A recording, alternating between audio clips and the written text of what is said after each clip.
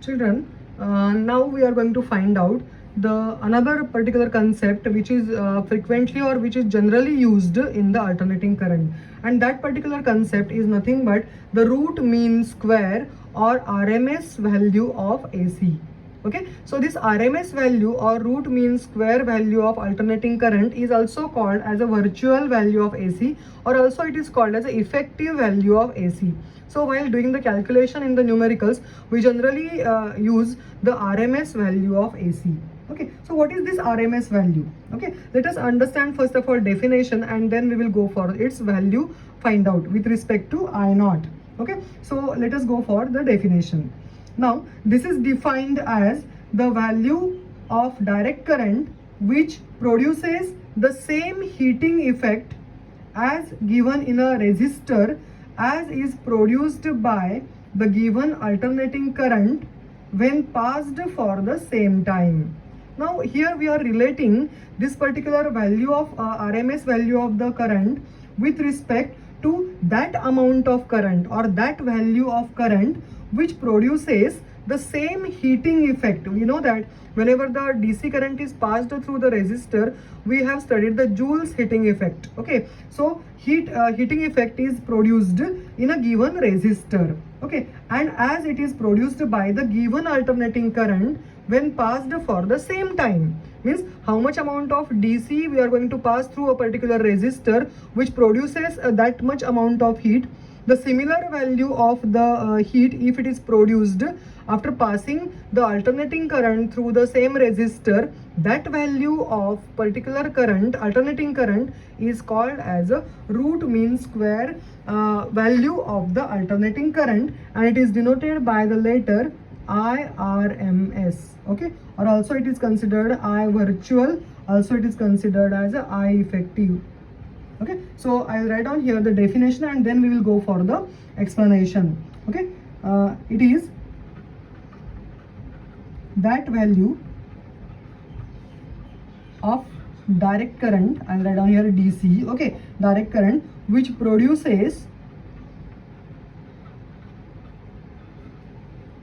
same heating effect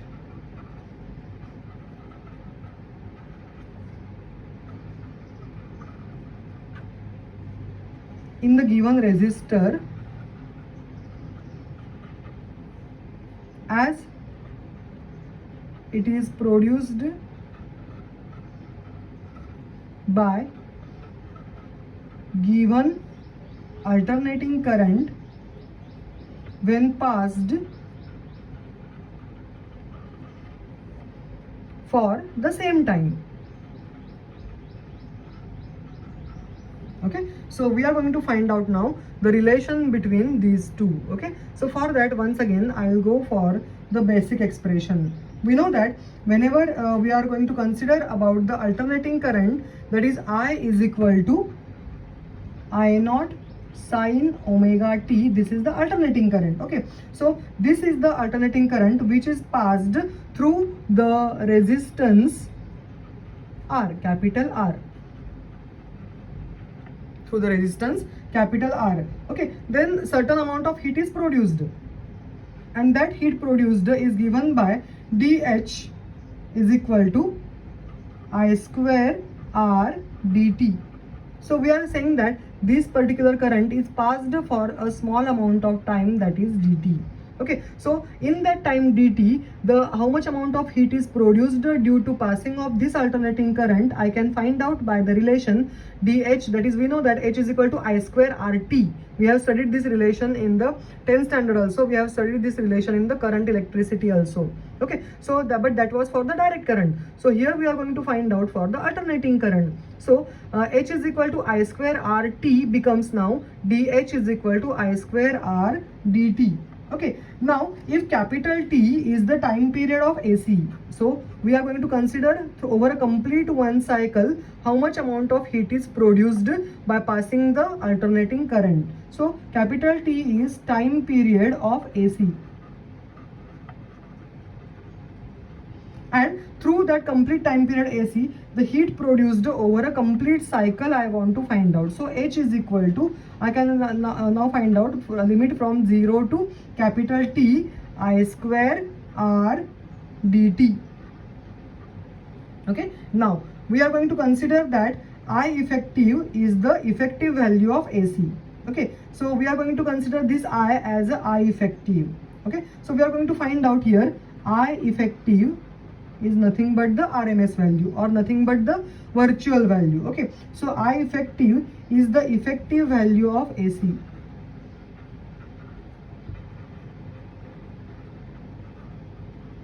Okay, therefore heat produced we can find out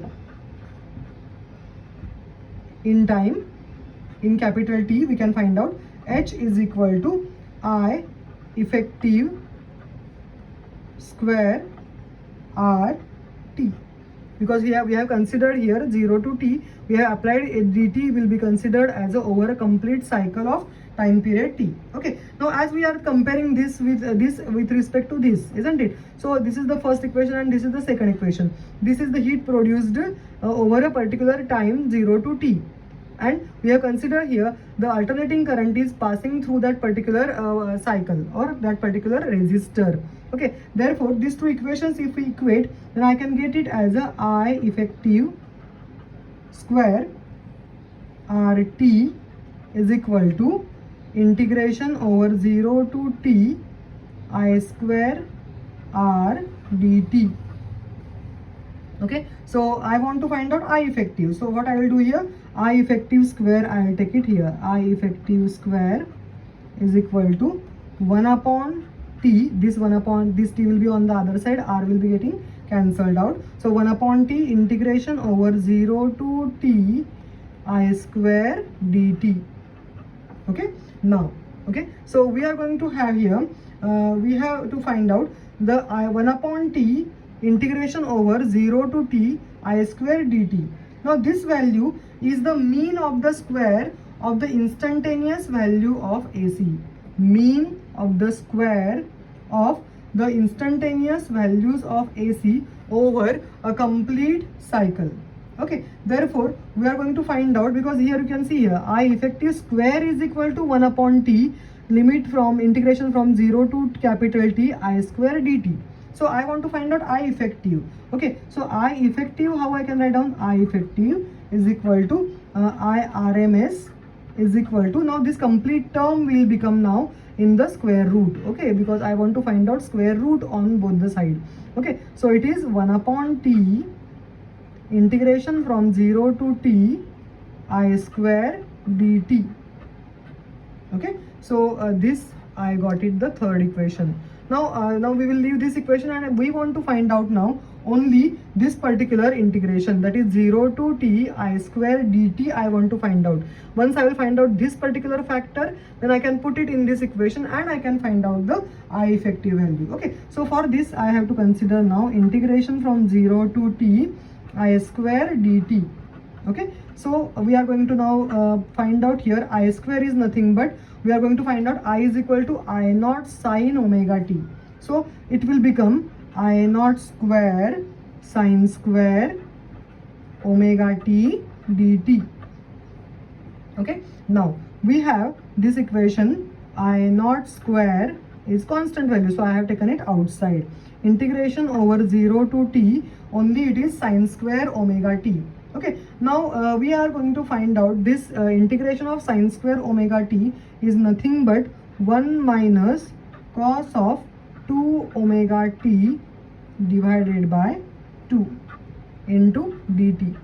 So children, you have to always keep in mind certain values. Those who are math students, they can apply the trigonometric formula and apply the equation and find out the integration. But those who are not having the mathematics, then they have to keep in mind the integration value, and I will circulate those particular formulas which are frequently used in alternating current and its trigonometric functions and integration and differentiation of those trigonometric functions in the group. Okay, so integration of sine square omega t is 1 minus cos of 2 omega t, and 2 omega is also a function of t. Therefore, with respect to t, again we have found out the integration over integration over t of 2 omega, and that's what we are getting here 2. Okay, so we are having here divided by 2 into dt. Okay, so it is I naught square by 2 So this value is, I have replaced this sin square omega t in terms of 1 minus cos of 2 omega t by 2. Okay, now we are going to find 1 minus cos 2 omega t by 2 into dt. Now we are applying the integration. So I naught square by 2, and this is, we are having dt, isn't it? So you can see here this particular bracket is multiplied by dt. So 1 is multiplied by dt, and cos of 2 omega t is also multiplied by dt, isn't it? And 2 is the number, so I have taken it outside. That means we have inside the particular bracket, the equation is dt minus cos of 2 omega t dt. Now integration of dt is t. Integration of dt is t, and minus cos of 2 omega t, the integration is sine of 2 omega t. And as I said, divided by 2 omega is considered as a integration of the particular 2 omega with respect to t. Okay, because omega is also a function of t. Therefore, we have taken as a 2 omega. And again, we are having here 0 to capital T. Okay, these are the limitations. Now, I can get it here as the value I naught square by 2 inside the bracket. Now, as this is the separate term and this is the separate term, I want to find out the, I want to apply the this particular limits for the separate terms. So obviously, if I apply the separate limit for small t, then inside the bracket small t, once I will take a capital T and once I will take as a 0. So it is t minus 0. Okay, now minus. Okay, so once I will apply here capital T, isn't it? And once I will apply here small t. Therefore, small t is equal to 0, and once I will apply small t is equal to capital T. So if we solve this complete equation, then we can have here minus 1 upon 2 omega. This factor I have taken outside, and only I am applying the limit for sine of 2 omega t. Okay, so again I will take it inside the bracket so that you can understand. This is sine of 2 omega. Now you tell me, omega is equal to 2 pi by capital T, isn't it? So if this omega is equal to 2 pi by T, then what will happen here? I am getting here 2 pi multiplied by 2, that is a 4 pi. Sine 4 pi, and this capital T I will take here because this 2 omega I have already taken outside the bracket. Okay, and into this T is there. Okay, so I can now apply the limit for 0 to capital T. Okay, so this transformation we have to do. Okay, this is a separate term of t and this is a separate term, so I have to apply the limit for the separate terms. Always keep in mind. Okay, so therefore now what I got, what I will get it here. Suppose I apply these limits, then I can get it here I naught square by 2 as it is. Okay, now inside the bracket this t minus 0 will become t only. Okay, minus 1 upon 2 omega will remain as it is. Now inside the bracket I am applying the limit now. So instead of t, once I will consider capital T, instead of small t I will consider 0. Okay, so then we apply the limit, we get it as a sine of 4 pi, because this small t is t, so t and t cancelled, we are getting sine of 4 pi, minus, once t is replaced by 0, suppose I am going to multiply this complete factor by 0, obviously it is going to become sine 0.